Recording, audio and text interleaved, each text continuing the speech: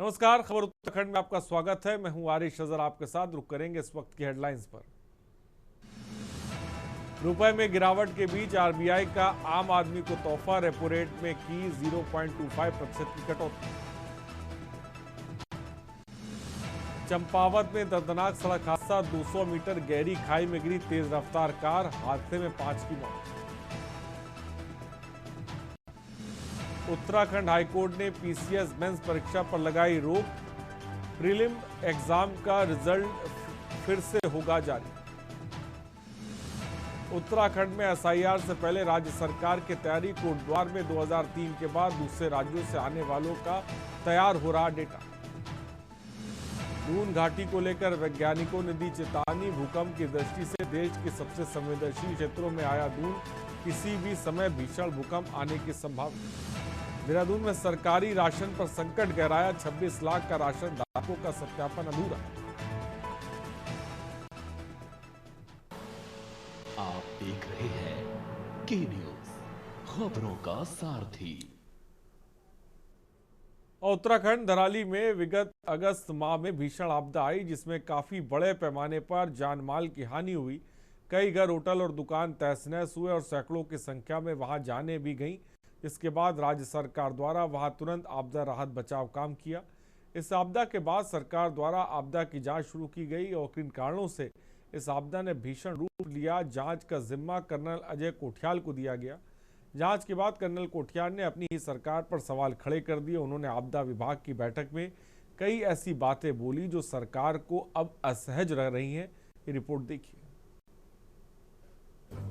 Colonel Kothiyal के viral बयान से एक बार फिर राजनीति में नया बखेड़ा खड़ा हो गया है। कर्नल कोठियाल की इस बात पर कांग्रेस प्रदेश अध्यक्ष गणेश गोदियाल ने सवाल खड़े किए हैं। साथ ही कांग्रेस का एक उच्च स्तरीय डेलीगेशन उत्तरकाशी धराली आपदाग्रस्त क्षेत्र का स्थलीय निरीक्षण करने के बाद सरकार से आपदा में हुए जान माल सहित मुआवजे को लेकर सरकार की कार्यशैली पर सवाल खड़े करता नजर आ रहा है। साथ ही भाजपा के वरिष्ठ दर्जाधारी मंत्री कर्नल अजय कोठियाल ने अपने वायरल वीडियो पर छिड़े विवाद के बाद नया वीडियो जारी कर कांग्रेस पर आपदा जैसे मुद्दे पर राजनीतिक रोटियां सेकने का गंभीर आरोप लगाते हुए कई प्रश्न चिन्ह खड़े कर दिए हैं। 29 नवंबर को ग्राफिक एरा यूनिवर्सिटी में आपदा प्रबंधन पर आयोजित seminar world summit on disaster management में मेरे द्वारा ग्राउंड स्टडी और अपने संपूर्ण अनुभव के आधार पर विचार रखे गए। यह एक एजुकेशनल फोरम था जहां पर मैंने करीब 10 मिनट में कई महत्वपूर्ण बिंदुओं पर अपने विचार रखे। इसमें मैंने चाइना थ्रेट, वाइब्रेंट विलेज, प्रथम गांव, प्रधानमंत्री श्री नरेंद्र मोदी जी के विचार, धराली में किस प्रकार से पुनर्निर्माण होना चाहिए के बारे में बोला।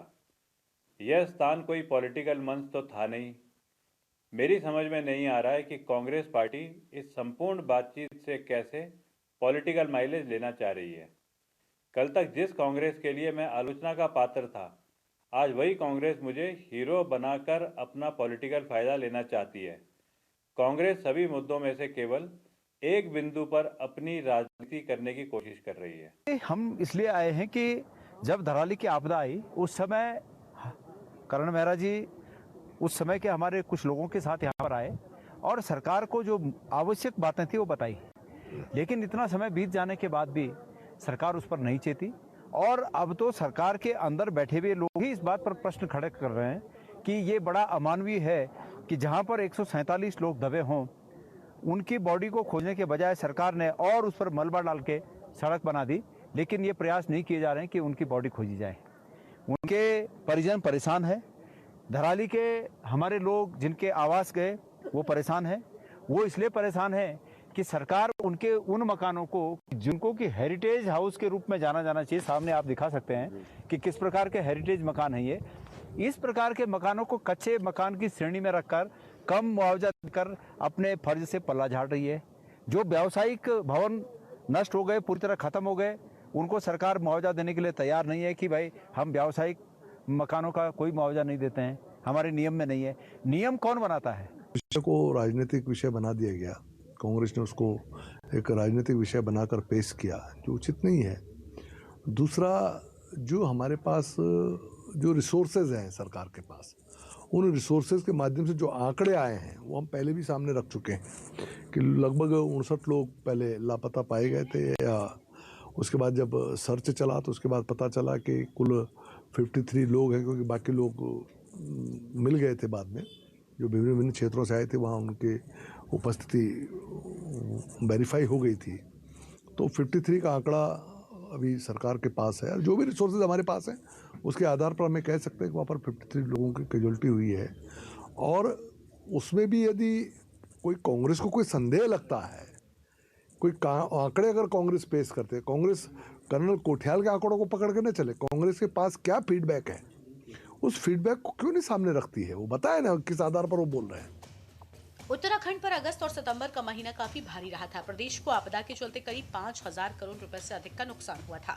आपदा में हुए नुकसान का जायजा लेने के लिए प्रधानमंत्री मोदी भी उत्तराखंड आए थे। तब तात्कालिक राहत पैकेज के रूप में पीएम ने उत्तराखंड के लिए 1200 करोड़ रुपए की घोषणा की थी, लेकिन उसमें से अभी तक उत्तराखंड को 1 रुपया भी नहीं मिला।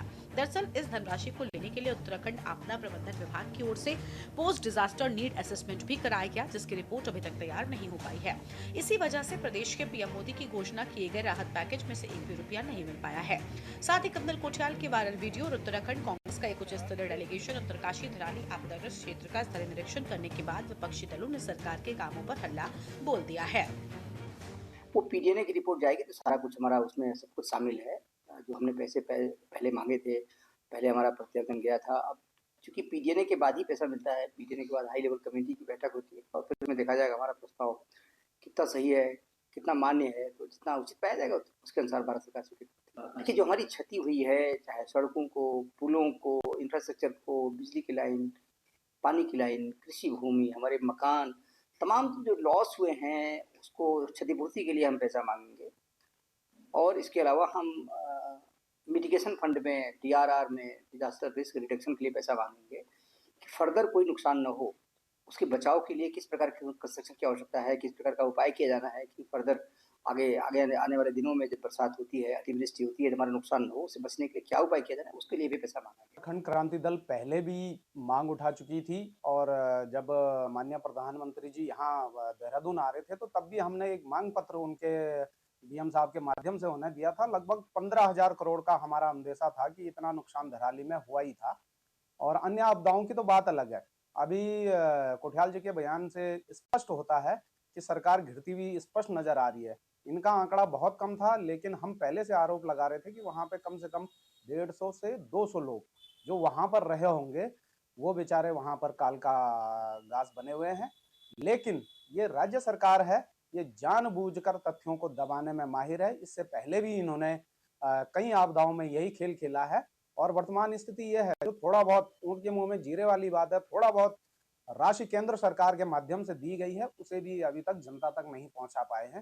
देखिए, जिस वक्त धराली और थराली में आपदा आई थी उस वक्त माननीय मुख्यमंत्री जी ने सबसे पहले सर्वप्रथम पहुंच करके लोगों के साथ, उनके साथ खड़े होकर के उनकी समस्याओं का समाधान किया, वहां से लोगों को निकालने का काम किया।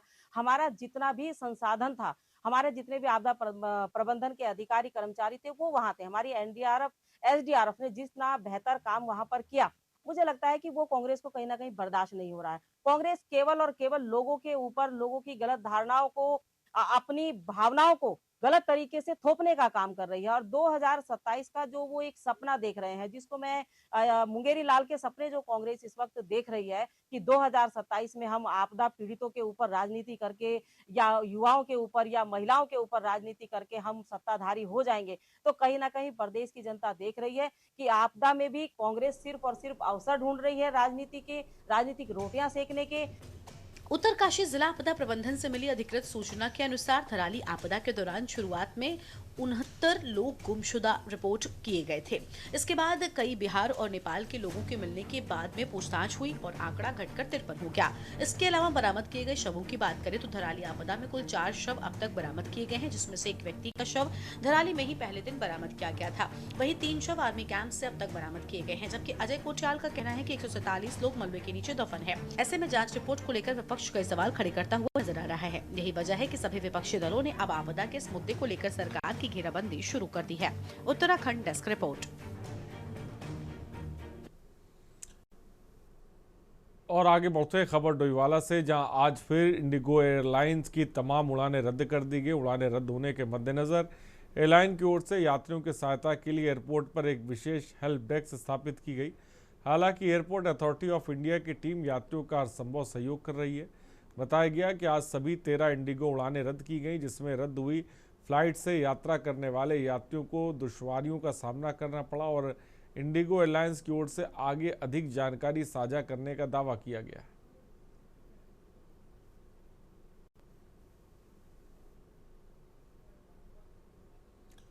लक्सर रुड़की स्टेट हाईवे पर डौसनी रेलवे फ्लाईओवर के पास ट्रैक्टर ट्रॉली और बाइक के बीच सीधी टक्कर हो गई। इसमें दोनों वाहनों के चालक घायल हो गए। सूचना पर पहुंची पुलिस ने उन्हें अस्पताल भेजा, जहां दोनों को मृत घोषित कर दिया गया और पुलिस दोनों शवों का पोस्टमार्टम करा रही है।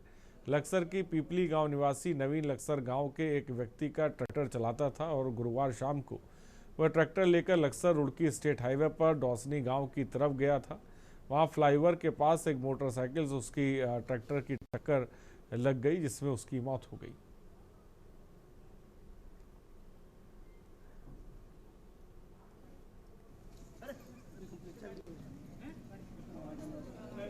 ये ट्रैक्टर जो एक्सीडेंट हुआ है इसमें एक लड़का जैनपुर से है, जैनपुर मतलूबपुरा, और एक लड़का है नवीन पीपली से। रात 9 बजे की घटना है लगभग। उस टाइम ये ट्रैक्टर पड़ी तरफ से लेके आए थे नवीन भाई। अचानक ट्रैक्टर का एक्सल टूटने से तो ट्रैक्टर अनियंत्रण हो गया। अनियंत्रण होने ट्रैक्टर सामने से जो मोटरसाइकिल पर लड़का आ रहा था, इसका क्या नाम है, मतलब मेहताब पुत्र हाकम, उसके ट्रैक्टर से उसे टकरा गया। उस अचानक दोनों की बहुत दुखदायक मौत हुई।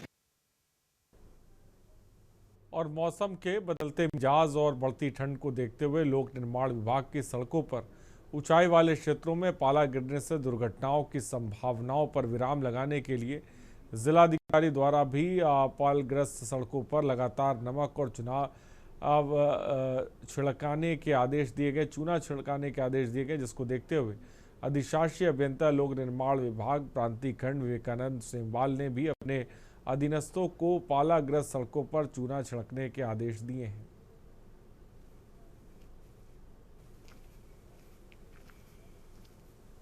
जी, सर्दियों के लिए जो है हमारे द्वारा जो है तैयारी कर ली गई है कि सर्दी के मौसम पे कुछ रोडों पे हमारे कुछ भाग में पाला पड़ता है। जैसे हमारी पौड़ी देवप्रयाग हो गई, पौड़ी से लेकर के हमारा ये टेका बैंड की तरफ जो है वहाँ भी जगह जगह पड़ता है, और लॉली वाली रोड है। तो कुछ रोडें जो हमने आइडेंटिफाइड हैं, पहले से आइडेंटिफाइड हैं, वहाँ हम लोग चूना डालते हैं और चूना या जो बहुत ज़्यादा ज़रूरत पड़ी यूरिया वगैरह का भी इस्तेमाल करते हैं। और फिलहाल हम चूने का इस्तेमाल कर रहे हैं और उसके लिए संबंधित अधिकारियों को सबको जो है लिखित में भी और वैसे भी निर्देश दे दिए गए हैं। और उनको जो है हमने जो है इस वीक से जो है पूरा फोटोग्राफ सहित जो है अपडेट करने के निर्देश सभी को दे रखे।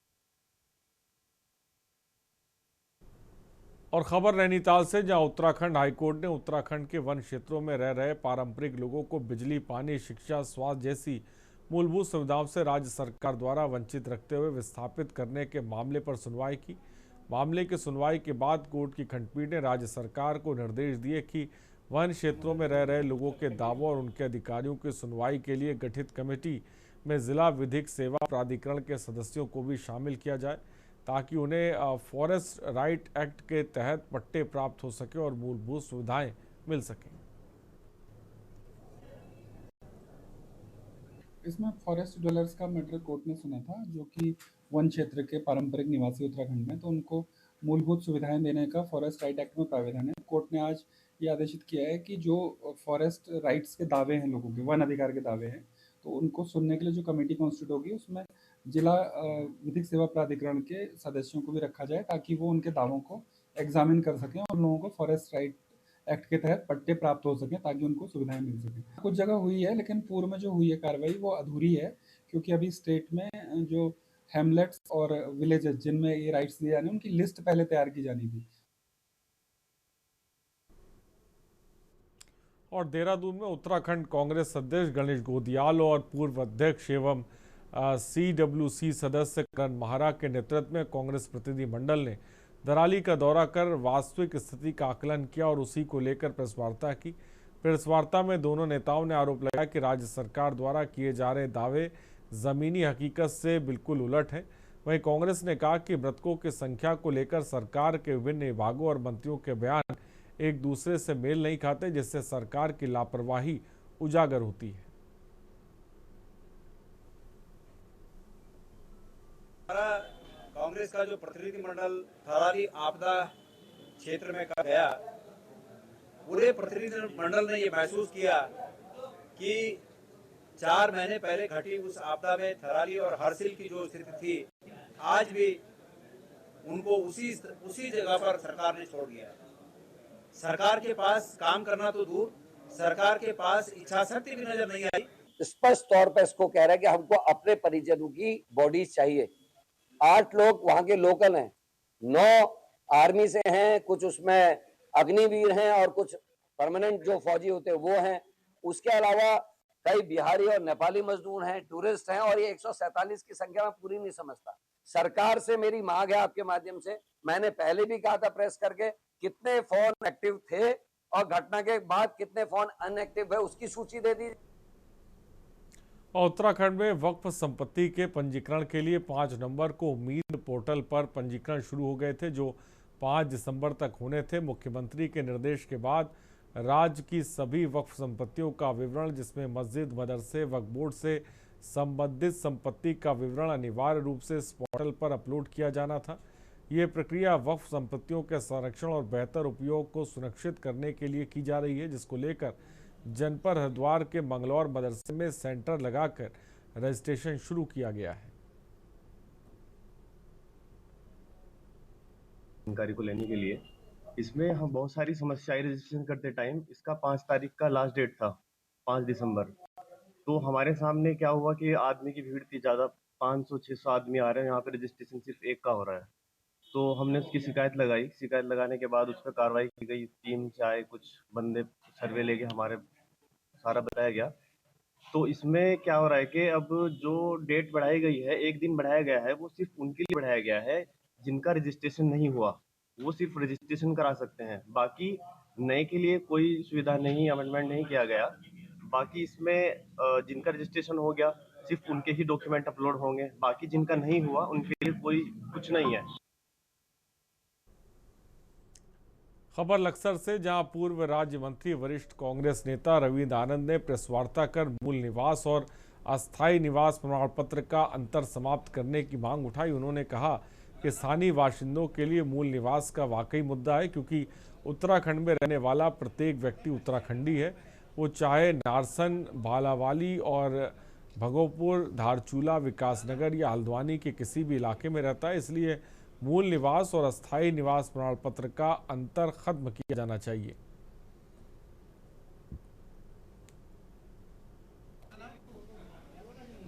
देखिए, जैसा कि मैंने पहले कहा कि सरकार को ऐसी व्यवस्था लागू करनी चाहिए कि मूल निवास के लिए जो आज हमारे बच्चे जब पास आउट होकर के निकल रहे हैं यूनिवर्सिटी से, तो उनको एक क्लॉज लगाया जाता है कि आप मूल निवास प्रमाण पत्र लाइए, तब आप अप्लाई कर सकते हैं।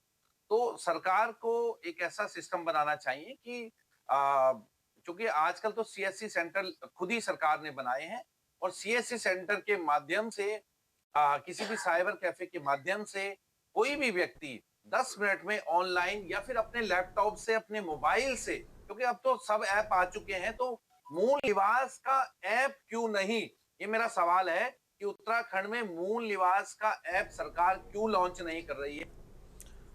और यहाँ पर रुकते एक छोटे से ब्रेक के लिए, जल्द हाजिर होंगे।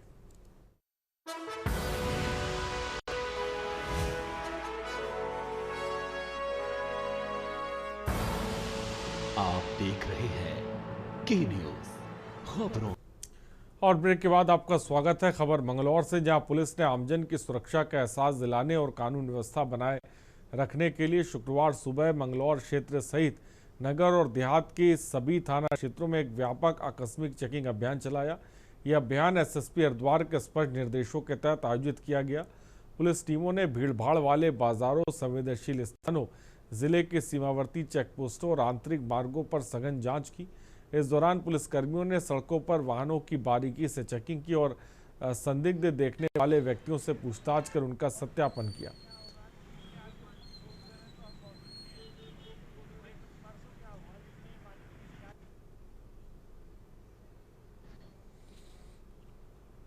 खबर नैनीताल से, जहां उत्तराखंड हाईकोर्ट ने उत्तराखंड लोक सेवा आयोग की संयुक्त राज्य सिविल प्रवर अधीनस्थ सेवा की मुख्य परीक्षा फिलहाल स्थगित कर दी है। यह परीक्षा 6 से 9 दिसंबर के बीच आयोजित होनी थी, लेकिन प्रारंभिक परीक्षा में कुछ गलत सवाल पूछे जाने को हाईकोर्ट में चुनौती दी गई। और आपको बता दें कि हरिद्वार निवासी कुलदीप राठी और अन्य ने प्रारंभिक परीक्षा में कुछ गलत सवाल पूछे जाने पर आपत्ति जताई।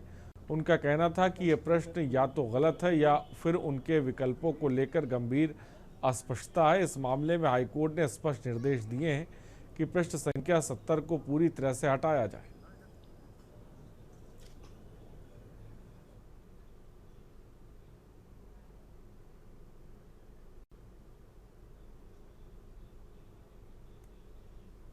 और देहरादून की दून घाटी भूकंप के लिहाज से अब पहले से भी अति संवेदनशील मानी जा रही। भारतीय मानक ब्यूरो द्वारा जारी नए सिस्मिक हजार्ड मैप में दून घाटी को जोन 4 और 5 से बढ़ाकर अत्यधिक संवेदनशील जोन 6 में शामिल किया गया।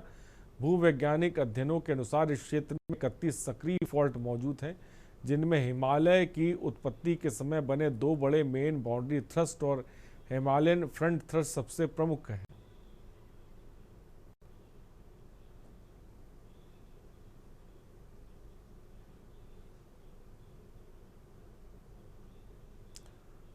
और खबर हरिद्वार से, जहां राजभवन का नाम बदलकर लोक भवन किए जाने पर उन्होंने व्यंग्य किया, जब नाम लोक भवन है तो जनता के आने जाने पर रोक क्यों है।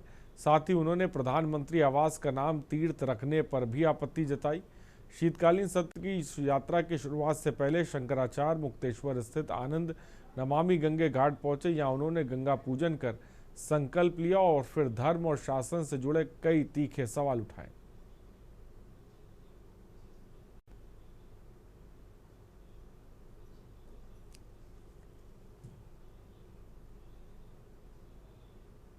चेंज कर दिया क्योंकि उसका नाम राजभवन था। अब वहाँ पर जो राजभवन में रहता है उसका नाम राज्यपाल है, तो राज्यपाल का नाम चेंज करिए। राजभवन में राज शब्द से आपको आपत्ति थी, भवन तो जैसा का तैसा ही है, तो राज शब्द से आपको आपत्ति थी, तो राज्यपाल के नाम में भी तो राज्य लगा है। हमारा उत्तराखंड है, ये भी एक राज्य है, इस राज्य के नाम से राज शब्द को हटाओ। ये राज शब्द से आपको क्या दिक्कत है? इसका मतलब है कि जो हिंदू धर्म है, हमारे हिंदुओं की जो शासन व्यवस्था है वो राज व्यवस्था है, तो राज शब्द से ये चिढ़ किसी को है, मतलब हिंदुओं से चिढ़ है। तो राज शब्द से आपको इतनी चिढ़ क्यों है? और अगर चिढ़ है तो आप राज्यपाल को ही नाम बदलिए। राजभवन का नाम आपने बदला है, लोक भवन किया है, और अगर कोई जगह लोक की हो गई है तो लोक को वहाँ निर्बाध रूप से आवागमन की छूट दीजिए। खबर देहरादून से, जहां स्मार्ट सिटी प्रोजेक्ट के बाद हालात बिगड़ने को लेकर कांग्रेस का आरोप है कि बीजेपी सरकार के दावों के बावजूद शहर की सड़कें, सीवरेज और अन्य इंफ्रास्ट्रक्चर की हालत खराब है। विकास के नाम पर सिर्फ खानापूर्ति हुई और जनता को परेशानियों का सामना करना पड़ा, जबकि सरकार परियोजनाओं को पूरा करने का झूठा प्रचार कर रही है। ये बात कही कांग्रेस ने।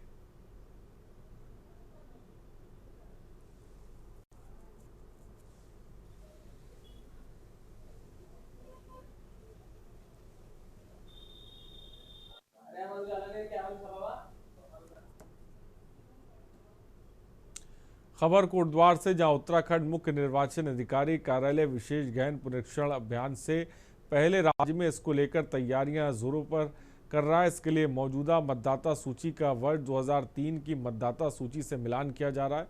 वर्ष 2003 के बाद दूसरे राज्यों से आकर यहां निवास करने वाले और मतदाता बनने वालों का फिलहाल अलग डेटाबेस तैयार किया जा रहा है। इसका इस्तेमाल तब किया जाएगा जब राज्य में SIR शुरू हो जाएगा। देखिए, ये एक सामान्य प्रक्रिया जो है चुनाव आयोग की है, और जिसके माध्यम से कि असली वोटर को चिन्हित करना उनका मेन उद्देश्य है।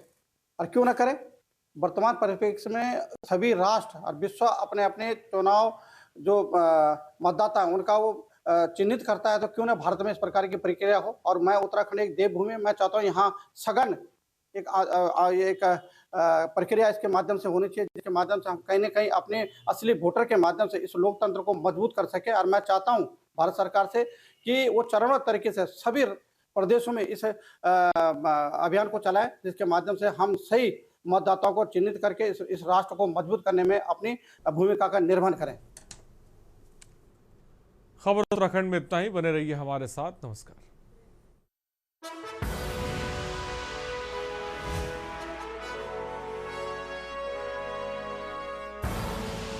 आप देख रहे हैं के न्यूज।